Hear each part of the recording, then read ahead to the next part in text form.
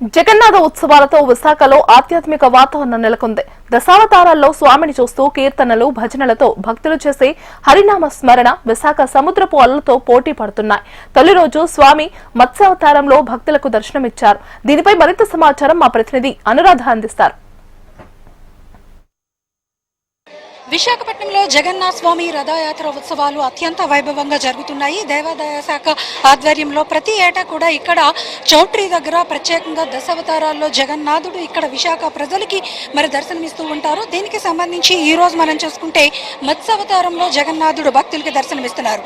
మరి ఇక్కడ దేవాదాయ శాఖలో ఎలాంటి పూజలు జరుగుతున్నాయి, జగన్నాథ స్వామి ఉత్సవాలకి సంబంధించి ఏం చెప్తారు, ఇక్కడ మనతో ఒకసారి ఈ జగన్నాథ స్వామి యొక్క ఉత్సవాల యొక్క విశిష్టత ఏంటి అనేది అర్చకులు ఉన్నారు, అలాగే దేవాదాయ శాఖ సిబ్బంది కూడా ఉన్నారు. వారితో ఒకసారి మాట్లాడదాం.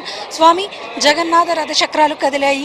ఆల్రెడీ జగన్నాథ స్వామి ఉత్సవాలు అక్కడ పూరితో పాటు ఇక్కడ వాడవాడలా కూడా జరుగుతుంది. విశాఖపట్నంలో ప్రతి ఏటా అత్యంత వైభవంగా జరుగుతాయి.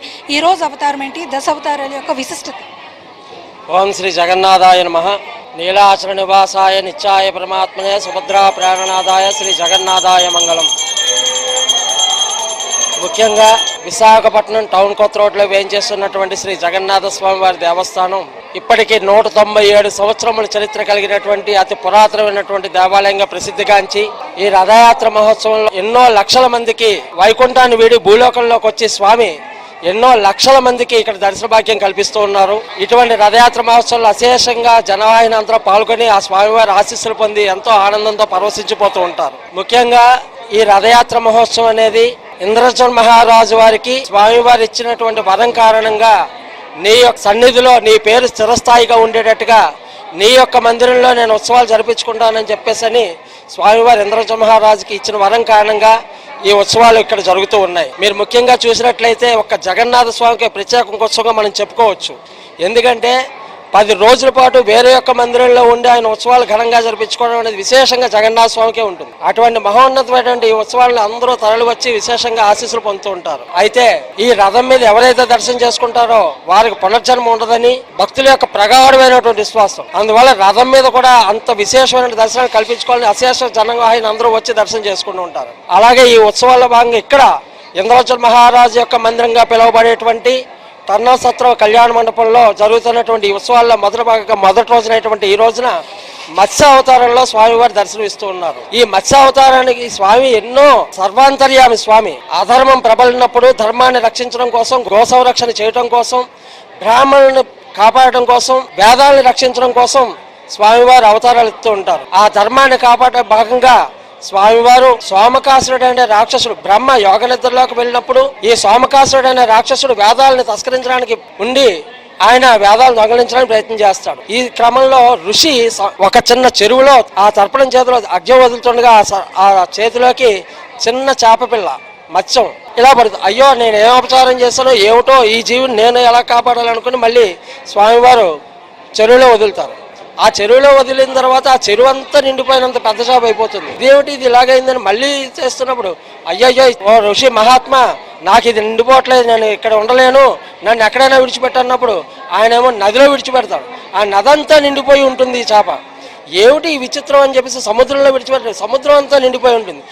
అప్పుడు ఋషి ఆలోచిస్తాడు, అయ్యో ఇదంతా భగవంతుడి యొక్క లీల, మహావిష్ణువు యొక్క లీల ఇదంతా అని అప్పుడు గ్రహించుకుని అయ్యా ఏంటి నాకు ఈ పరీక్ష, నా వల్ల ఏంటి ఇది అని చెప్పేసి అంటే శ్రీ మహావిష్ణువు నువ్వు మాకు సాయం చేయాలి, నువ్వు సాయం చేయవలసినటువంటి అవసరం వచ్చింది, నువ్వు మాత్రమే చేయగలవని చెప్పేసి స్వామి ఆజ్ఞాపించాడు. ఆయనకి ఏంటి అని చేయాలి అన్నీ చెప్పాడు. వేదాలను రక్షించడం కోసం నేను ఈ అవతారంలో ఉన్నాను, నేను ఈ పడవ కింద ఉన్నటువంటి వేదాలను పట్టుకుని నేను ఉంటాను, నువ్వు అందులో ఉండి నువ్వు సంరక్షణ చేస్తూ ఉండు, నేను కింద నుంచి నిన్ను సంరక్షిస్తానని చెప్పేసి దేవతల్ని కాపాడుతూ వేదాలను రక్షిస్తూ కూడా స్వామివారి మత్స్యావతారంలో ఈరోజు దర్శనమిస్తున్నారు. ఈ కథ విన్నవారికి ఈ రోజు అవతారంలో దర్శనం చేసుకున్న వారికి కూడా మహద్భాగ్యం కలిగి సౌభాగ్యాలతో అందరూ కూడా సిరి సంపదలతో తొలతూగుతారని అందరూ వచ్చి దర్శనం చేసుకుంటూ ఉంటారు. ఇక్కడ ఈ దశావతారాల్లోని కూడా ఈ 10 రోజుల పాటు జగన్నాథ స్వామి ఉత్సవాలు అనేవి చాలా అత్యంత వైభవంగా నిర్వహిస్తారు. ఈసారి ఏర్పాట్లు ఎలా ఉన్నాయి? నమస్తే అండి. ఈ 10 రోజుల పాటు దశావతారాల్లో మేము అంచనా వేసిన ప్రకారం సుమారు 3 లక్షల మంది భక్తుల వరకు తరలి వస్తారని అనుకుంటున్నాము. అందుకు తగినట్టుగా మేము మా ధర్మకర్తల మండలి ట్రస్ట్ బోర్డు వాళ్ళందరూ కూడా కలిసి వివిధ డిపార్ట్మెంట్ల వారి సమన్వయంతో పాటు బందోబస్తు పటిష్టంగా ఏర్పాటు చేయడం జరిగింది. అలాగే వివిధ క్యూ లైన్స్ కూడా ఏర్పాటు చేయడం జరిగింది.